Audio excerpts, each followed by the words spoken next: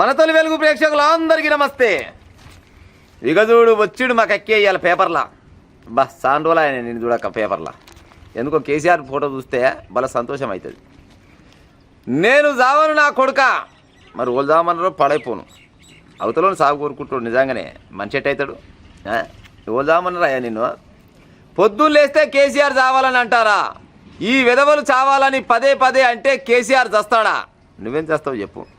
దేవుడు నీకు ఎడరాసరి వ్యాస పెట్టిండో రాత పాడైపోను. ఇంకెన్నేళ్ళు బతకాలని ఉందో, ఇంకా ఎన్నిసార్లు ముఖ్యమంత్రి కావాలని ఉందో రాసి పెట్టుంటే ప్రధానమంత్రి కూడా అవుతుంది. ఏముంది ఇప్పుడు ఎవరి రాత ఎవడికంతాడు చెప్పురే.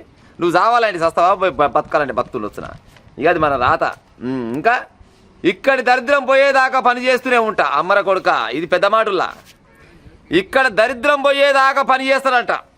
మరి ఈ దరిద్రం పోయేదాకా పని చేస్తే మరి పామాదులు ఎందుకు ఉండొచ్చు గిన్ని రోజుల దాకా? దరిద్రం పోయేదాకా పని చేస్తాడు. మరి దరిద్రం బయటిచ్చిందా నువ్వు కాదా? ఇక గిట్ట అంటే కొంతమందికి నచ్చదు. మళ్ళీ గిట్ట అంటే కొంతమంది నచ్చదు.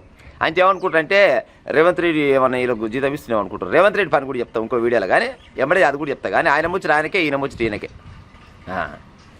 దరిద్రం పోయేదాకా పని చేస్తూనే ఉంటాడంట. ఇంకా కాంగ్రెస్ హయాంలో కుంభకోణాలు తప్ప అభివృద్ధి లేదు. ఇక మీరే మాట్లాడుకోవాలి. కాంగ్రెస్ గురించి మీరు, మీ గురించి వాళ్ళు, మీరిద్దరే మాట్లాడుకోవాలి. మాట్లాడుకుంటే కుంభకోణాలు తప్ప ఏం లేదంట కాంగ్రెస్ పార్టీలో. మరి మీ దాంట్లో ఒక్క కుంభకోణం కూడా లేదు కదా. పెద్ద మనిషి పోయినవు, కాటికి కాలు చాపే వయసు వచ్చింది. కుంభకోణాలకు కేరా పడ్రాసు మీ బీఆర్ఎస్ పార్టీ అని జనాలు అనుకున్న ముచ్చట, నేను అనుకున్న ముచ్చట కాదు. గట్టానే కదా మిమ్మల్ని అనుకున్న మీ పామదుల పడబెట్టింది. ఎన్ని కుంభకోణాలు లేవు పాడైపోను.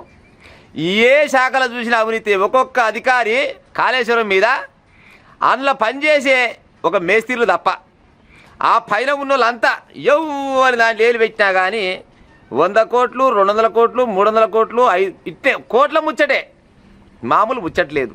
కుంభకోణాల ముచ్చట ఈయన చెప్తుండు ముచ్చట. కాంగ్రెస్ హయాంలో కుంభకోణాలు అంటే ఈయన దాంట్లో ఏం కుంభకోణం జరగలేదంట. ఇంత బచ్చవాయి ముచ్చట్లు చెప్తాందుకు ఏక నెంబర్ తయారయ్యారులా ఈ రాజకీయ నాయకులు.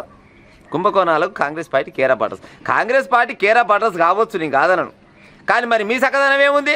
మీరు గదే పని చేసిరు, గాలి గదే పని చేసిరు. ఇంకా ఓట్లేసే ముందు ఆలోచించండి అని అప్పుడే చెప్పిండట. ఇక చూసిన మళ్ళీ ఎంతసేపటికి జనాల మీద నూకుతాడు ముచ్చట.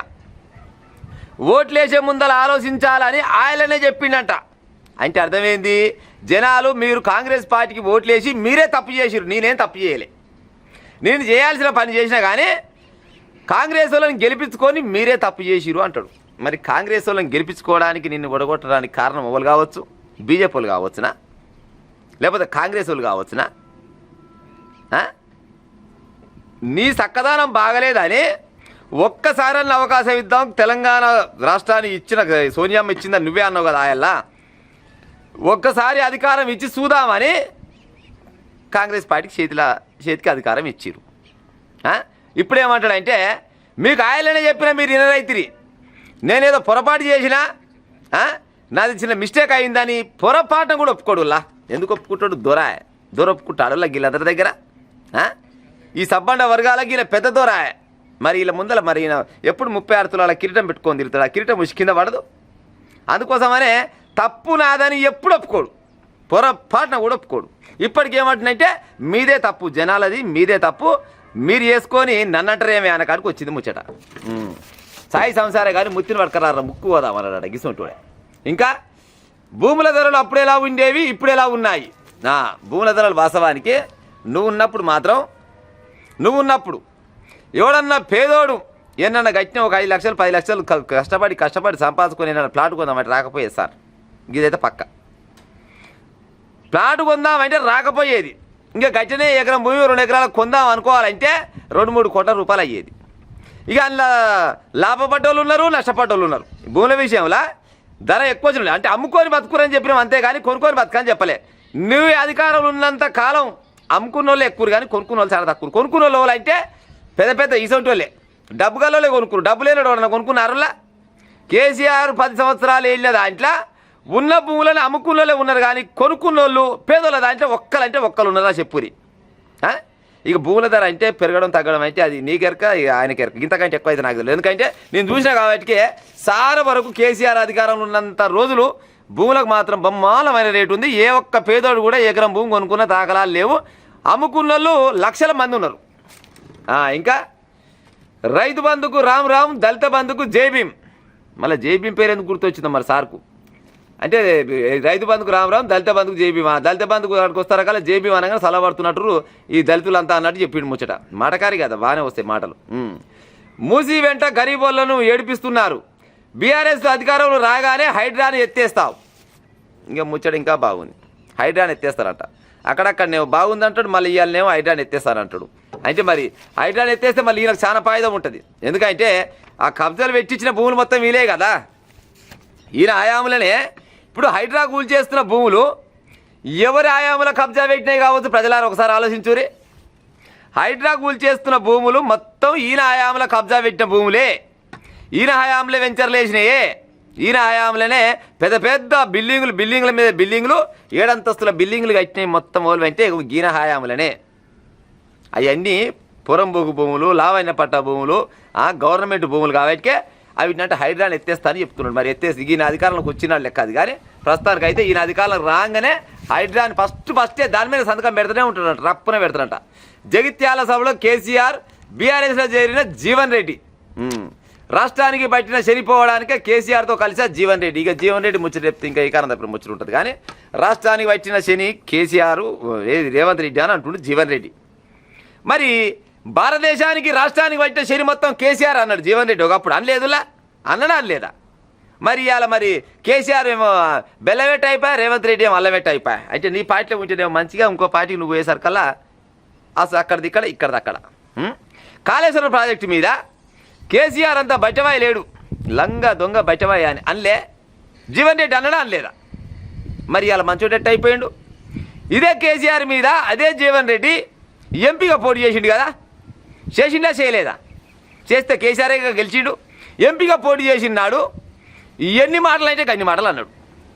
కేసీఆర్ అంతా బోకర్ లేడు, పాస్పోర్ట్ల బోకరు, జోకరు, ఎన్నో క్లబ్లలో ఆడిడు, చేయుడు, పాయుడు, తాగుతాడు, తింటాడు అని అనరాని మాటలు మన బూతులు అంచివి. జీవన్ రెడ్డి సత్యతుంకలకు వచ్చినావు, పాడైపోరు. 75 ఏళ్ళు నీకు, 72 ఏళ్ళు ఆయనకు. వీళ్ళిద్దరు కలిసి అంటే మళ్ళీ ఏమో తెలంగాణ రాష్ట్రంలో మళ్ళీ ఏదో కొత్త రాజకీయం తీసుకొస్తారట.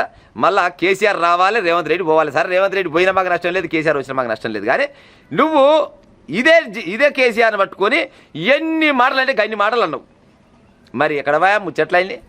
అంటే రాజకీయ నాయకులకు గిసవంటి వాళ్ళకు, రాజకీయ నాయకులలో కొంతమందికి సిగ్గు, శరం, లజ్జ అనేది ఏముండన్నట్టు పాడైపోను.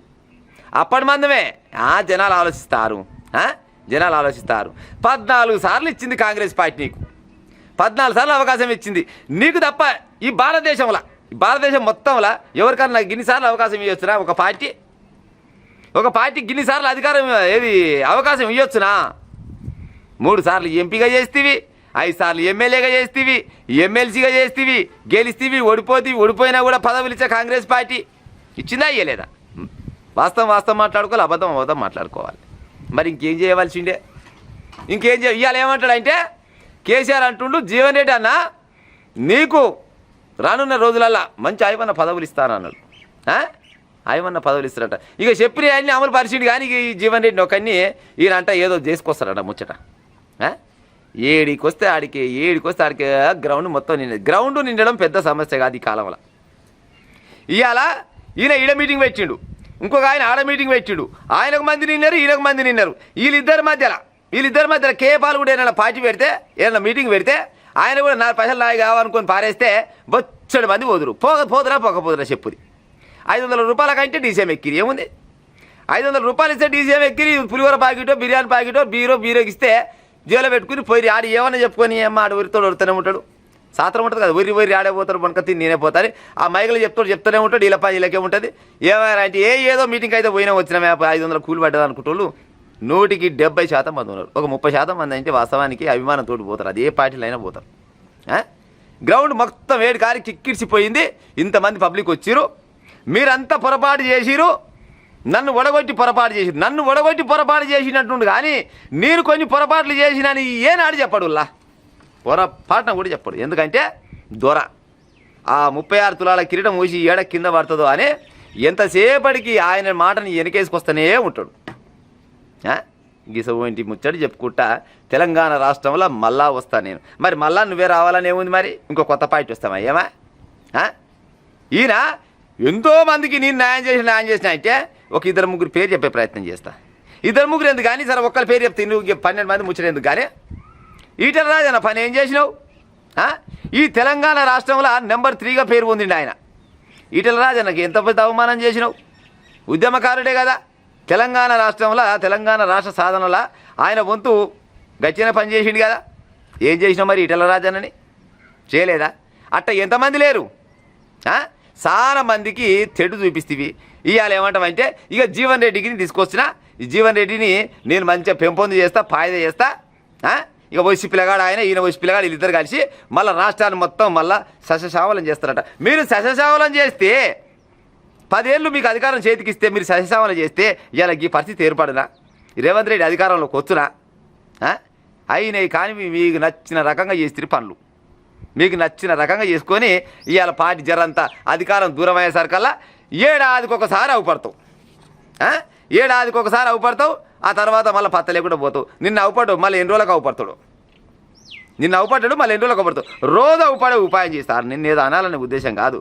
రోజు అసెంబ్లీకి వచ్చే ఉపాయం చెయ్యి. ఎందుకంటే జనాల సొమ్ము పుణ్యానికి తింటున్నావు కాబట్టి రోజు అసెంబ్లీకి వచ్చి అసెంబ్లీలో నువ్వు ప్రతిపక్ష నేతగా ఉండి రేవంత్ రెడ్డి వాళ్ళకి సంబంధించిన వాళ్ళ ఏంది వాళ్ళు ఉంటారు కదా ఎమ్మెల్యేలు మినిస్టర్లు వాళ్ళంతా వాళ్ళు ఏమన్నా పొరపాటు చేస్తే గట్టెట చేస్తారా భయ్. నేను మీకంటే ముందుగా నేను ముఖ్యమంత్రిని తెలంగాణ రాష్ట్రానికి ఇటువంటి పనులు గిన్ని చేసినా గది గట్ట కాదురా గిట్ట అని చెప్పరాదు. ఏమా గది చేత కాదు. ఈయనకి ఏమైనా ఆపద వస్తే వీళ్ళ ఇంటి వాళ్ళకి ఏమైనా ఆపద వస్తే ఎమ్మడే బయటకు వస్తారు. కానీ జనాలకు ఆపద వచ్చి జనాలకు ఏమైనా అవసరం వస్తే తుపాకీ వేసినా కూడా దొరకడులా. నేను చెప్పిన ముచ్చట కొంతమంది బీఆర్ఎస్ నచ్చకుండొచ్చు. కానీ ఎక్కడ తప్పు చెప్పినో కామెంట్ పెట్టు, నేను వినే ప్రయత్నం చేస్తా, మార్చుకునే ప్రయత్నం చేస్తా.